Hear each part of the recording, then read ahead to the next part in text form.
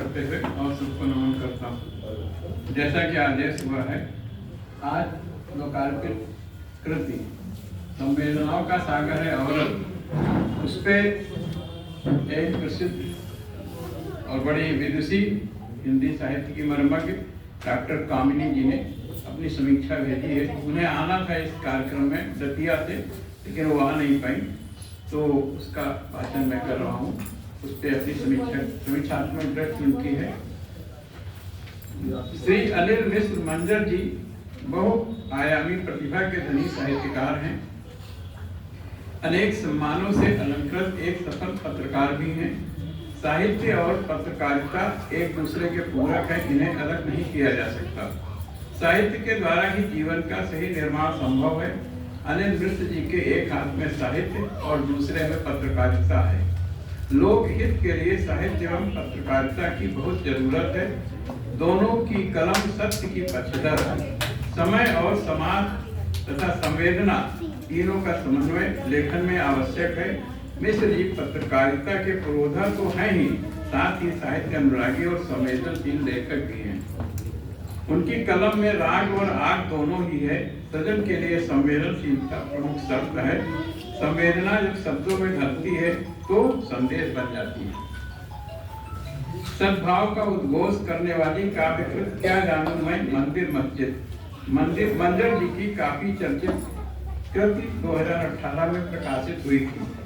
रचनाकार ने उन्मुक्त गगन में उड़ते हुए परिंदे के माध्यम से समाज में मानवता का उसमें संदेश दिया था। समसामयिक एवं प्रासंगिक काव्यकृति है वो। इसके पश्चात अब हृदय को भीतर तक छूने वाला लघु उपन्यास पाठकों के सम्मुख आया है। औरत की संघर्ष गाथा है उसमें। स्त्री मनोविज्ञान और औरत के आंतरिक द्वंद्व को उजागर करता हुआ प्रेम की कथा से सराबोर। उपन्यास की नायिका शिखा का चरित्र एक आदर्श चरित्र है। शिखा अपने भीतर पीड़ा का ज्वार लेकर दर्द के समुद्र में तैरकर किनारे तक पहुंच जाती है। उसका धैर्य अनुकरणीय है। शिखा का संघर्ष कथानक का मर्म है। ये सिर्फ एक प्रेम कथा नहीं, बल्कि स्त्री के त्याग और विश्वास की कहानी है। औरत के अंतर्मन की गहराई को छुआ है लेखक ने, महसूस किया है और अभिव्यक्त भी है। बेबाक सहज अभिव्यक्ति, छोटे छोटे सरल संवाद बहुत प्यारे हृदय को बांधते हैं। पाठक पूरा उपन्यास पढ़े बिना रह नहीं पाता। यही लेखक की सफलता है। लेखन की सार्थकता है। शिखा का आत्मविश्वास प्रेरणा देता है। प्रेम तो एक शाश्वत अनुभूति है। प्रेम मारता भी है और जलाता भी है।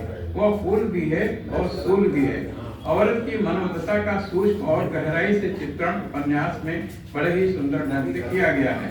उपन्यास के प्रमुख पात्र जतिन, जीतू और प्रोफेसर दवे के व्यक्तित्व प्रभावी और कथानक को गति प्रदान करते हैं। घटनाक्रम के उतार चढ़ाव स्वाभाविकता प्रदान करने में सहायक हैं। जीवन के यथार्थ को उद्घाटित करने वाला मार्मिक उपन्यास औरत अपने उद्देश्य में पूर्ण सफल है।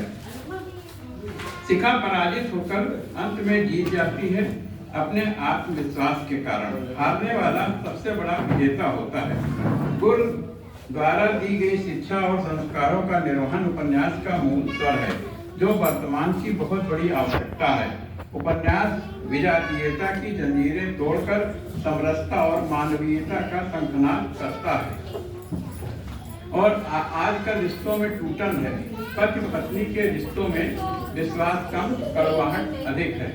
इस उपन्यास में शिखा के आदर्श चरित्र द्वारा संबंधों में प्रेम और विश्वास की महत्ता प्रतिपादित की गई है।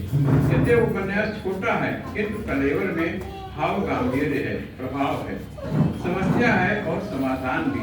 कथ्य और शिल्प प्रभावी है। संकलन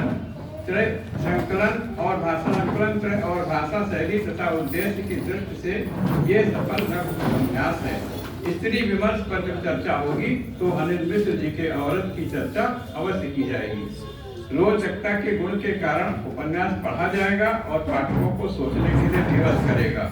साथ ही कुटिल मनोवृत्तियों का परिष्कार करेगा। संवेदना का सागर अंतस में हिलोरे लेगा। औरत का हृदय भावुकता और निर्मलता का सरोवर है। वह क्षमा है, धरती है, स्वयं सिद्धा है, समर्पण की प्रतिमूर्ति है। विषय तो धूप बन जाए, तमाम विश्लेषणों से परे उसका माँ रूप सबसे पवित्र है। कभी कभी तूफान भी वहाँ पहुँचा देता है जहाँ हम पहुँचना चाहते हैं। शिखा के संघर्ष और त्याग की चरम सीमा, पति पत्नी के सुखद मिलन तक पहुँचकर सुखांत अंत और पाठकों को आनंद की अनुभूति कराता है। यह लेखक का अपना कौशल है। नारी की उदात्तता, सहनशीलता और संघर्ष को संप्रेषित करने वाला यादगार उपन्यास है औरत। अनिल मिश्र जी को अच्छे सृजन के लिए अशेष बधाई और मंगल कामनाएं। ताज भोपाली का एक शेर याद आ रहा है, मैदाने इम्तहां से घबरा के हट न जाना, तकमील ए जिंदगी है चोटों पे चोट खाना। धन्यवाद।